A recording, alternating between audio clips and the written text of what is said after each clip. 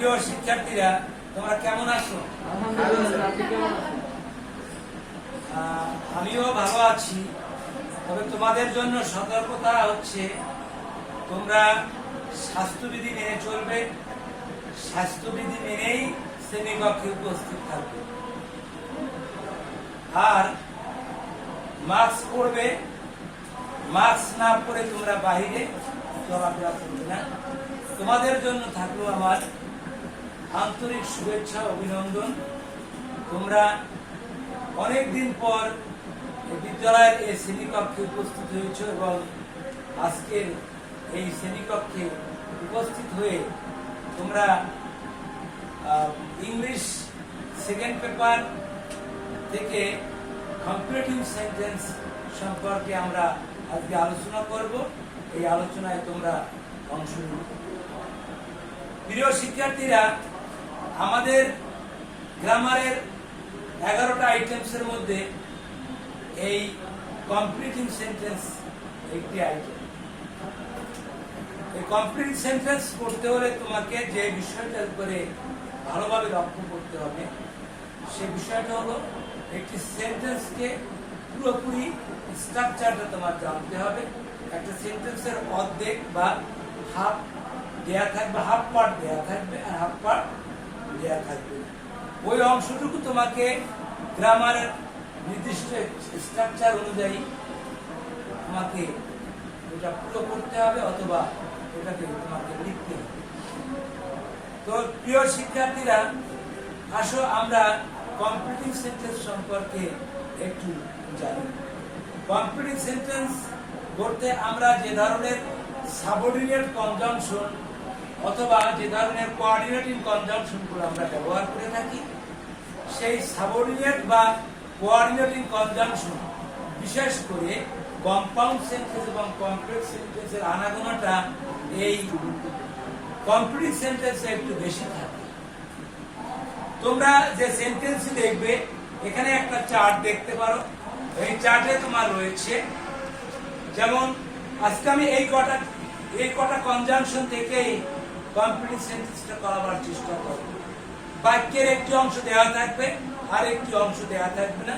তবে বাক্যটি that, so that, so dot dot that, if, as if বা as though, since, as, though, although, list, এই কটা কনজাংশনের আজকে আমি কমপ্লিট সেন্টেন্স দেখাবো। তোমরা যদি মনোযোগী হয়ে এটা লক্ষ্য করো, তাহলে এই কমপ্লিট সেন্টেন্স থেকে আজকে তোমরা উপকৃত হতে পারবে।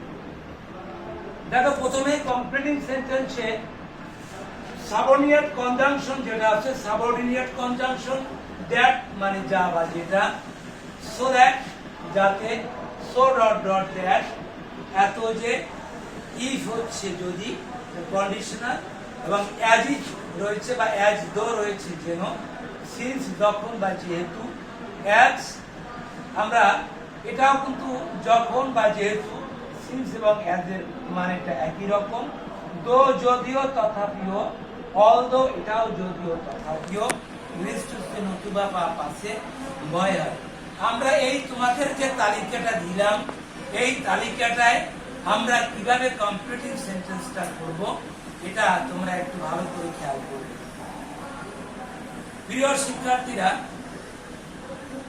এবার দেখো, আমি এখান থেকে বেছে নেব দ্যাট সাবঅর্ডিনেট কনজাংশনটা আমি বেছে নেব, যা একটি কমপ্লেক্স সেন্টেন্স করার জন্যই যথেষ্ট। শিক্ষার্থীরা একটু লক্ষ্য করো যে আমরা যে গঠনটা তোমাকে এখানে দেখব, যে দ্যাট এখানে যে গঠনটা রয়েছে, দ্যাটের এ পাশে কি থাকবে আর এ পাশটা বা কি থাকবে, এটা একটু খেয়াল রাখবে। তো তোমরা একটু খাতায় লিখে রাখতে পারো এগুলো, যে এখানে যে কটা কনজাংশন আমি লিখেছি, সাবঅর্ডিনেট কনজাংশন লিখেছি, তোমরা খাতায় লিখে নাও। পরবর্তী আমরা একটা একটা ধরে আলোচনা করব। আমরা এটা মুছে দেই। এটা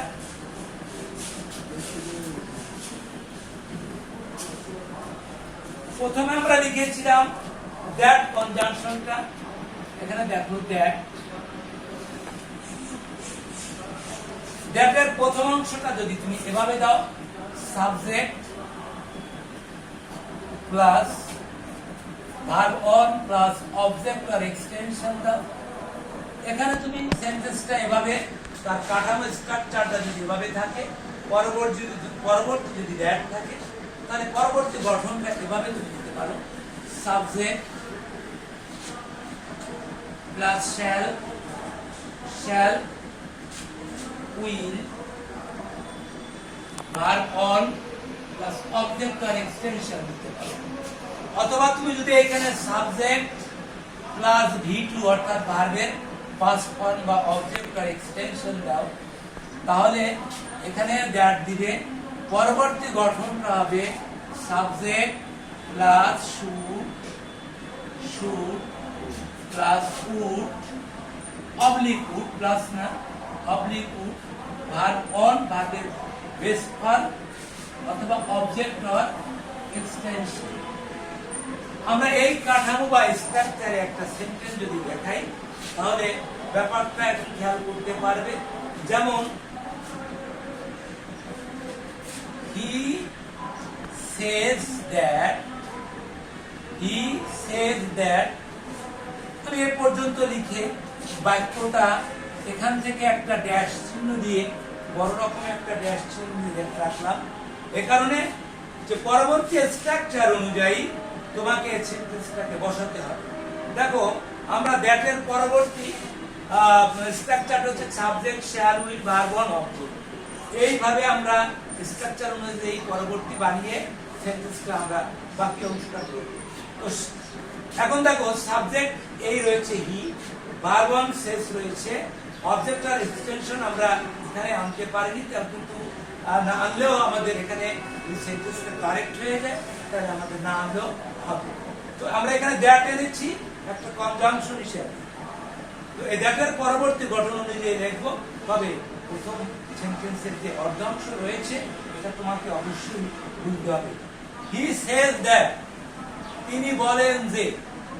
তো এখানে কি হবে, তিনি বলেন যে, তাহলে প্রথম কথার উপর ভিত্তি করে পরবর্তী কথা আমি কি বলতে পারি, তিনি বলেন যে বা সে বলে যে সে স্কুলে যাবে।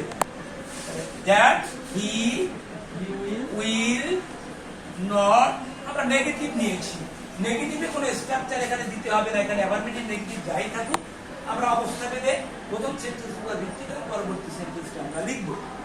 তো he will not go to school, সে বলে যে সে স্কুলে যাবে। আবার দেখো, আমরা যদি এটা পাস্ট টেন্স সেটা সেই লিখতাম, তাহলে কি হতো, হি সেই দ্যাট, তাহলে আমাদের কি গঠন আসতো, subject should would plus verb one object. He said that, হিটা কি হয়ে যাবে, উইল এর পাস্ট টেন্স উড হয়ে যাবে। He would not go to school. প্রিয় শিক্ষার্থীরা, তো দেখো আমরা এখানে কি দেখলাম, যে এখানে প্রেজেন্ট ফর্ম তো এখানে দিয়েছি শ্যাল উইল, এখানে পাস্ট ফর্ম রয়েছে অর্থাৎ সে পাস্ট টেন্স রয়েছে সেই, আমরা এখানে কিন্তু উড বা শুড দুটো যে কোনো একটা অক্সিলারি ভার্ব আমরা এখানে ব্যবহার করেছি। এভাবে প্রত্যেকটা স্ট্রাকচার এবং কাঠামোর উপর ভিত্তি করে তুমি এই কমপ্লিটিভ সেন্টেন্সগুলো করতে পারো। পরবর্তী আমরা নিয়েছিলাম সো দ্যাট নিয়েছিলাম। দেখো, সো দ্যাটটা আমরা কিভাবে করব, তার স্ট্রাকচারটা লিখে দিব, স্ট্রাকচারটা লিখে দিয়ে তার দ্বিতীয় সেন্টেন্স সো দ্যাটটা করাবো। সো দ্যাট হচ্ছে সো ডট না সরি, আমরা কি বলেছিলাম এখানে, সো দ্যাটটা হচ্ছে যাতে। সো দ্যাট মানে কি, যাতে। শিক্ষার্থীরা এখানে এর স্ট্রাকচারটা দেখো, এর স্ট্রাকচারটা এরকম, সাবজেক্ট প্লাস ভার্ব অন দেই, অবজেক্ট আর এক্সটেনশন দেই, আর এখানে যদি আমরা সো দ্যাটটা ব্যবহার করি, সো দ্যাট, তাহলে তার গঠনটা হবে সাবজেক্ট প্লাস ক্যান অথবা মে অথবা বা verb one object or extension. কি লিখলাম? Subject plus verb one plus object, so that subject plus can অথবা may plus verb one plus object or extension. এই যে কাঠামোটা রয়েছে, এই কাঠামো অনুযায়ী আমরা সাজাবো। তো শিক্ষার্থীরা দেখো, এখানে রয়েছে, আমি একটা সেন্টেন্স যদি লিখি, যেমন he works hard, he works hard, শুধু আছে সো দ্যাট, এভাবে দিয়ে বাক্যটা এভাবে একটা গ্যাপ রয়েছে। এই গ্যাপটা তুমি কিভাবে পূরণ করবে? যেন subject can oblique may plus verb one object আর এক্সটেনশন, অর্থাৎ এভাবে পূরণ করবে। তবে নিশ্চয়ই তোমাকে এই যে আমার অর্ধ, অর্থাৎ এই সেন্টেন্সের যে হাফ যে পার্ট রয়েছে, হাফ পার্টের মানেটা তোমাকে বুঝতে হবে। হি ওয়ার্কস হার্ড, তিনি কঠোর পরিশ্রম করেন যাতে যাতে তিনি উন্নতি করতে পারেন। যাতে তিনি উন্নতি করতে পারেন, সাবজেক্টটা কিন্তু আমরা ওই একই সাবজেক্টের জন্য বলা হয়েছে, যাতে তিনি উন্নতি করতে পারেন। এখানে সাবজেক্টটা আমরা কি দিলাম? হি, তারপর ক্যান দিলাম। আর উন্নতি করা ইংরেজিতে কি? শাইন বা প্রসপার। আমরা শাইন লিখলাম, শাইন, তারপর ইন লাইফ, অবজেক্ট না থাকলে এখানে অবজেক্টের জায়গায় আমরা ইন লাইফ লিখলাম। তাহলে he works hard so that he can shine in life, সে কঠোর পরিশ্রম করে যাতে সে জীবনে উন্নতি করতে পারে। দেখো এইখানের এই অংশটা কিন্তু এই স্ট্রাকচার অনুযায়ী আমরা লিখেছি। এখানে কি স্ট্রাকচারের বাইরে আমরা লিখেছি? মোটেই না, আমরা স্ট্রাকচার অনুযায়ী এই সেন্টেন্সটাকে লিখেছি এবং আমার সেন্টেন্সটা কারেক্ট হয়ে গেল। শিক্ষার্থীরা, দ্বিতীয় পর্যায়ে রয়েছে ওই সোদাটি subject plus verb one plus, sorry এখানে ভার্ব টু দেবো আমরা, verb two plus object or extension, আর এখানে দেবো আমরা সো দ্যাট দেবো। পরবর্তী গঠনের যে স্ট্রাকচার, পরবর্তী যে স্ট্রাকচারটা হবে, সেই স্ট্রাকচারটা হচ্ছে সাবজেক্ট প্লাস টু অবলিক মাইট অবলিক না, এখানে প্লাস দিয়ে verb one plus object or extension. কাঠামো কিন্তু একই। দেখো প্রথম এবং দ্বিতীয় কাঠামো বা স্ট্রাকচারে পার্থক্যটা কি রয়েছে? এখানে পার্থক্য ভার্ব অন আর এটা রয়েছে ভার্ব টু, অর্থাৎ এখানে ভার্ব অন, এটা ভার্ব টু। এই পার্থক্যটাই আমার এখান থেকেও সে একই পার্থক্য ঘটেছে। এখানে ক্যান হয়েছে কুড, মে হয়ে গেছে মাইট। তাহলে আমরা এই একই সেন্টেন্সটা লিখতে পারি, যেমন he works hard so that, সে কঠোর পরিশ্রম করেছিল যাতে সে জীবনে উন্নতি করতে পারে। Subject he could shine in life, shine in life. শেষে ভার্ব অনই থাকবে, আর শেষে ভার্ব, যে কোনো মডেল অক্সিলারি ভার্বের পরে ভার্ব অন হয়। তোমরা জেনে রেখো, যে কোনো মডেল অক্সিলারি ভার্বের পর ভার্ব অন হয়। অর্থাৎ ভার্বের অন বলতে কোনটা বোঝায়? ভার্বের বেস অন। তো প্রিয় শিক্ষার্থীরা, তোমাদেরকে অনেক অনেক ধন্যবাদ। তোমরা আজকের এই ক্লাসে প্রস্তুত থেকে কমপ্লিটিং সেন্টেন্স সম্পর্কে যে আইডিয়া নিয়েছো, বাদ বাকি আমাদের যে কনজাংশন গুলো আছে তার স্ট্রাকচার অনুযায়ী বাকি ক্লাসগুলো আমরা করব। তো তোমরা নিয়মিত রুটিন অনুযায়ী, তোমাদের জন্য যে রুটিন সব করা হয়েছে সেভাবে রুটিন অনুযায়ী তোমরা স্কুলে আসো। তোমাদেরকে অনেক অনেক ধন্যবাদ। Thank you all. Thank you sir.